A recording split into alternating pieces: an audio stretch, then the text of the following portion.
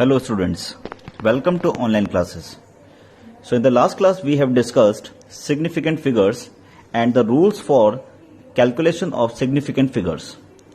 So today we are going to discuss rules for arithmetic operations with significant figures. तो arithmetic operations के अंदर significant figures का क्या role है, उसके लिए क्या रूल्स हैं, किस तरीके से हम अरिथमेटिक ऑपरेशंस करेंगे विद सिग्निफिकेंट फिगर्स के साथ, उसी का एक्सप्लेनेशन हम इस वीडियो के अंदर करने जा रहे हैं. रूल नंबर 1 जैसे कि हमारे सामने लिखा हुआ है, this rule is valid for multiplication and division. तो मल्टीप्लीकेशन डिवीजन जब भी करेंगे तो इस रूल को हम हमेशा याद रखेंगे. The final result should retain as many significant figures as are there in the original number with the least significant figures. ठीक है, तो इसका क्या मतलब है कि हमें क्या देखना है कि जो ओरिजिनल नंबर है उसके अंदर जो सबसे कम लीस्ट सिग्निफिकेंट फिगर जिस नंबर के अंदर होगा, हमें वहां तक अपने फाइनल रिजल्ट को क्या करना है, राउंड ऑफ करना है. Up to that significant figures तक हमें राउंड ऑफ करना है.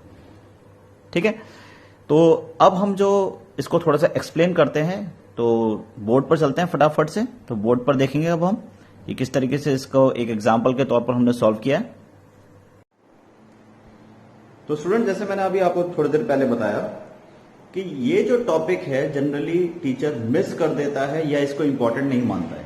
क्यों नहीं मानता है? क्योंकि वो उसके सीबीएसई एग्जाम्स में बहुत कम पूछा जाता है. लेकिन अगर मैं बात करता हूं कंपटीशन की, जी मेंस की, आईआईटी जी की, या मैं बात करता हूं नीट एग्जाम की, तो वहां पर ये टॉपिक बहुत ज्यादा इंपॉर्टेंट हो जाता है, बहुत ज्यादा पूछा जाता है.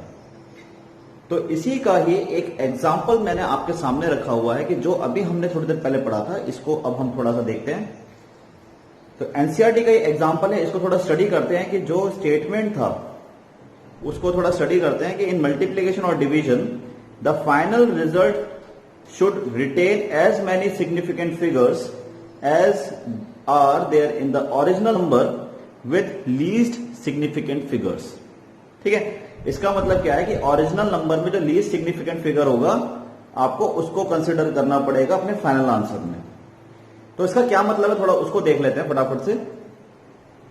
तो जैसा कि आप देख सकते हैं कि हमारे यहां पर साफ साफ नजर आ रहा है कि किस तरीके से इसको सॉल्यूशन करना है. तो इसका मैंने एक छोटा सा और डिस्क्रिप्शन मैंने आपको यहां पर दिया है. तो डेंसिटी का फॉर्मूला जो होता है वो हमारे पास मास अपॉन वॉल्यूम होता है. It is given in the question कि आपको मास की वैल्यू गिवन है 4.237 ग्राम. ठीक है, और इसी तरीके से वॉल्यूम आपको दे रखा है 2.51 centimetre cube. This is also given to you. अब अगर मैं यहां पर बात करता हूं तो मास के पास टोटल 4 सिग्निफिकेंट फिगर्स हैं. अगर हम रूल नंबर 1 के हिसाब से बात करें, all non zero digits are significant. तो 1 2 3 4 डिजिट है, तो इसका मतलब 4 सिग्निफिकेंट फिगर्स है. इसी तरीके से वॉल्यूम की बात करते हैं तो वॉल्यूम में भी 1 2 3, तो 3 नॉन जीरो डिजिट्स हैं. रूल नंबर 1 अप्लाई करेंगे तो ये हमारे पास 3 सिग्निफिकेंट फिगर्स हो जाएंगे. तो हमने देखा मास में 4 सिग्निफिकेंट फिगर्स है, वॉल्यूम में 3 सिग्निफिकेंट फिगर्स है. Then in the case of division and multiplication, क्योंकि ये जो पर्टिकुलर कॉन्सेप्ट है ये सिर्फ डिवीजन और मल्टीप्लिकेशन आप फॉलो करेंगे. तो डिवीजन या मल्टीप्लिकेशन का अगर केस है तो जिस क्वांटिटी में मिनिमम सिग्निफिकेंट फिगर्स होंगे, जैसे मास और वॉल्यूम में किसके पास कम है, वॉल्यूम के पास मिनिमम सिग्निफिकेंट फिगर्स हैं. कितने हैं? 3 सिग्निफिकेंट फिगर्स हैं. तो हम इसको फाइनल आंसर को कहां तक राउंड अप करेंगे? Up to 3 significant figures. तो अगर मैं यहां पर थोड़ी देर के लिए ऐसा मान लेता हूं कि लेट्स से इसको मैं अभी यहां से हटा देता हूं, इसको बाद में लिखेंगे. तो अगर मैं यहाँ पे डेंसिटी हमारे पास मास अपॉन वॉल्यूम होता है, वैल्यू में यहाँ पे पुट करता हूं. तो पुट करने के बाद अगर मैं इसे डिवाइड करता हूं तो डिवाइड करने के बाद एक बहुत बड़ी वैल्यू आ गई है 1.68804. लेकिन अगर मैं सपोज को आगे किसी और कैलकुलेशन में डालता हूं तो ये बहुत बड़ी वैल्यू बनती चली जाएगी और मेरी कैलकुलेशन को बहुत ज्यादा क्रिटिकल करेगा. तो इसी वजह से हम क्या करते हैं, इसको राउंड ऑफ करते हैं. लेकिन राउंड ऑफ करेंगे कैसे? राउंड ऑफ कैसे करेंगे?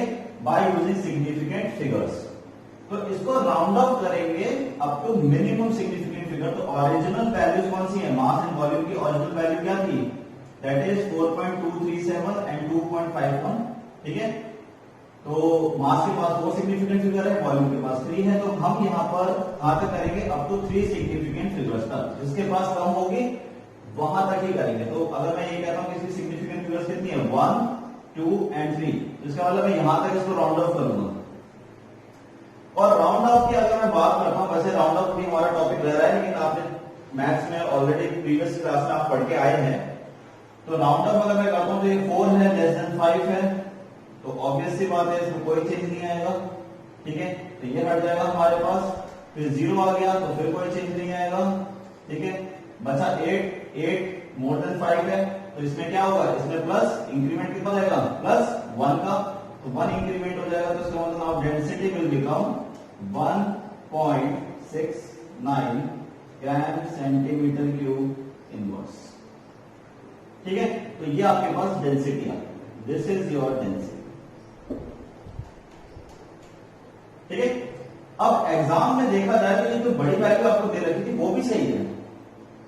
अगर आप सीबीएसई के एग्जाम्स में, जो आपके 11th क्लास में एग्जाम होंगे, अगर आप उसमें लिखेंगे तो ये सब सही हो जाएगा।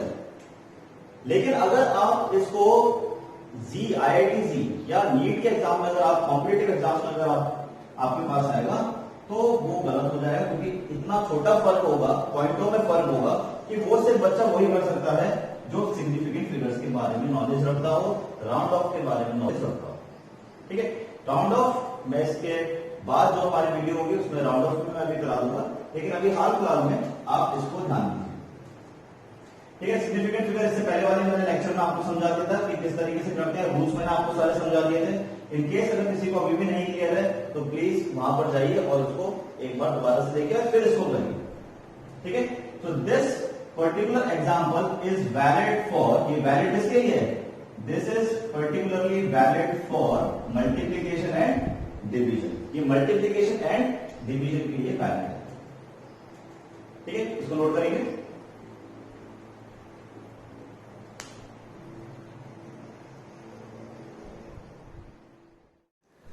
ओके स्टूडेंट्स, रूल नंबर 2 पर चलते हैं। तो रूल नंबर 2 जो है वो हमारा एडिशन और सब्ट्रैक्शन के लिए एप्लीकेबल है। तो जब भी कभी हमारे कैलकुलेशंस में एडिशन या सब्ट्रैक्शन आता है तो हम इस रूल को अप्लाई करेंगे अपने न्यूमेरिकल में। तो एक बार रीड कर लेते हैं फटाफट से। इन द एडिशन और subtraction the final result should retain as many decimal places as are there in the number with the least decimal places। तो इसका मतलब ये हो गया कि हमें ये देखना पड़ेगा कि जो ओरिजिनल नंबर है उसके पास जो डेसिमल के बाद जिसमें सबसे कम डिजिट आ रही होंगी, सिर्फ उतना ही हमें अपने फाइनल रिजल्ट के अंदर हमें राउंड ऑफ करना है, उसी को कंसिडर करना है। ठीक है, तो इसको अब हम बोर्ड पर देखते हैं कि बोर्ड में किस तरीके से अप्लाई करना है। Let's see the example. Okay students, तो नेक्स्ट है हमारा एडिशन और सब्ट्रैक्शन। तो नेक्स्ट रूल जो है वो एडिशन एंड सब्ट्रैक्शन के लिए एप्लीकेबल है। इसको थोड़ा एक रीड आउट करते हैं। इन एडिशन और subtraction the final result should retain as many decimals places as are there in the number with the least decimal places. Least decimal places तक जो नंबर होगा सिर्फ वहीं तक आपको राउंड ऑफ करना है। ठीक है, तो अब ओरिजिनल नंबर कौन से हमारे यहाँ पे 436.32, 227.2, 0.301, ये हमारे ओरिजिनल नंबर्स हैं। तो वो कह रहा है कि अगर हम इन 3 नंबर को ऐड करते हैं तो ऐड करने के बाद जब हमारे पास वैल्यू आती है तो वो वैल्यू आती है 663.821, आपके सामने है। अब बात यह आती है कि अगर मैं इसको फाइनल आंसर लिखना चाहता हूं तो फाइनल आंसर मुझे कहां तक लिखना चाहिए, किस सिग्निफिकेंट फिगर तक ये एप्लीकेबल होगा। तो इसमें लॉजिक ये कहता है कि जो डेसिमल प्लेस में सबसे लीस्ट डेसिमल प्लेस होंगे, जिसके अंदर सबसे लीस्ट सबसे कम डेसिमल डिजिट्स होंगी, आप उसको वहां तक क्या करेंगे, उसको राउंड ऑफ करेंगे, उतने सिग्निफिकेंट फिगर तक राउंड ऑफ करेंगे। कहना मैं क्या चाह रहा हूं थोड़ा सा देखते हैं। तो कहना मैं ये चाह रहा हूं कि जैसे कि अगर मैं यहां बात करता हूं कि लीस्ट सिग्निफिकेंट फिगर कौन सा है, तो अगर मैं यहां पर देखता हूं तो ये मेरे पास टोटल मिला के 5 सिग्निफिकेंट फिगर्स हैं, 1 2 3 4 5। 1 2 3 4 में 4 है और इसमें 3 सिग्निफिकेंट फिगर्स है। लेकिन हमें यहाँ पे ये नहीं देखना है सिग्निफिकेंट फिगर्स क्या है, हमें ये देखना सबसे कम डेसिमल में किसके डिजिट हैं। तो सबसे कम किसके पास, इसके पास कितने हैं 2, 3 एंड 2, इसके पास कितना है सिर्फ 2 यानी 1, ठीक है।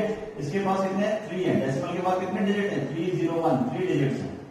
तो इसका मतलब ये हो गया कि डेसिमल के बाद इसमें सिर्फ एक डिजिट है, तो सिर्फ यहां तक ही आप इसे राउंड ऑफ करेंगे, यानी कि सिर्फ पॉइंट के बाद सिर्फ एक डिजिट आना चाहिए आपके फाइनल आंसर, ठीक है। तो इसी चीज को अगर ध्यान में रखते हैं तो इसका मतलब इसको सिर्फ यहां तक आप क्या करेंगे राउंड ऑफ करेंगे।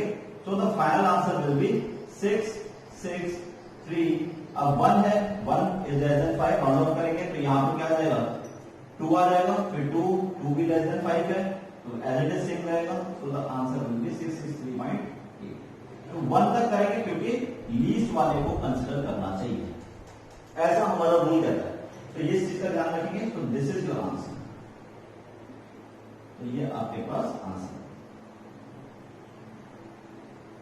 ठीक है। तो मेन क्या है, मेन ये देखना है एडिशन और सब्ट्रैक्शन के केस में आपको ये देखना है कि अगर आपको ये देखना है कि जो आपकी ओरिजिनल वैल्यू है जिसको आप ऐड या सब्ट्रैक्ट कर रहे हैं उसमें डेसिमल में जिसमें सबसे कम डिजिट्स होंगी वहां तक आपको राउंड ऑफ करना है।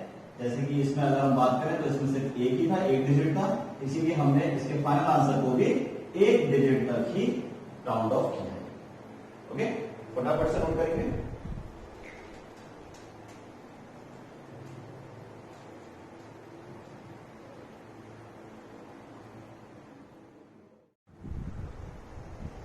ओके स्टूडेंट, तो नेक्स्ट है हमारा राउंडिंग ऑफ। तो कुछ रूल्स हैं राउंड ऑफ से रिलेटेड, ऑलरेडी आप प्रीवियस क्लास में आप ये पढ़ चुके हैं, मैथमेटिक्स में भी आप पढ़ चुके हैं। लेकिन आज मैं जो आपको बताने जा रहा हूं उसमें 2 रूल एक ऐसे स्पेशल रूल्स हैं जिनको जनरली टीचर स्किप करता है। ये जो रूल्स हैं ये अगर आप किसी IIT या नीट या कॉम्पिटिटिव एग्जाम्स की अगर आप तैयारी करते हैं तो बड़े बड़े कोचिंग्स में अगर आप जाएंगे तो वहां पर आपको ये जनरली टीचर कराते हैं, क्योंकि उनको पता है कि ये कंपटीशन में एक इंपॉर्टेंट टॉपिक है, ठीक है। तो रूल इसके हम देखते हैं, जब इंपॉर्टेंट आएगा, जब हम आगे बात करेंगे तब मैं आपको बताऊंगा तो उसको कैसे करना है। तो रूल नंबर 1 अगर हम देखते हैं तो रूल नंबर 1 क्या कहता है, if the digit to be dropped is less than 5 then the preceding digit is left unchanged। यानी कि अगर लास्ट वैल्यू, अगर आप किसी भी डिजिट की लास्ट वैल्यू अगर 5 से छोटी रह जाती है तो उससे पहली, प्रीसीडिंग का मतलब पहली जो वैल्यू होगी उसमें कोई भी चेंज नहीं होगा। तो इसको मैं एक एग्जांपल से आपको फटाफट से बता देता हूं। तो उसमें चेंज नहीं होगा। तो कहने का मतलब ये है कि अगर मैं ये कहता हूं कि सपोज 7.82, तो आप देख सकते हो कि लास्ट डिजिट जो है वो मेरी क्या है 2 है and 2 is less than 5। If 2 is less than 5 तो इससे पहले प्रीसीडिंग डिजिट में कोई भी चेंज नहीं होगा। तो 7.8 इज योर आंसर, ठीक है। लेट्स से अगर आपके पास एक और एग्जांपल ले लेते हैं, ये फर्स्ट एग्जांपल था, लेट्स से एक और एग्जांपल ले लेते हैं कि अगर आपके पास लेट्स से 6.374 है,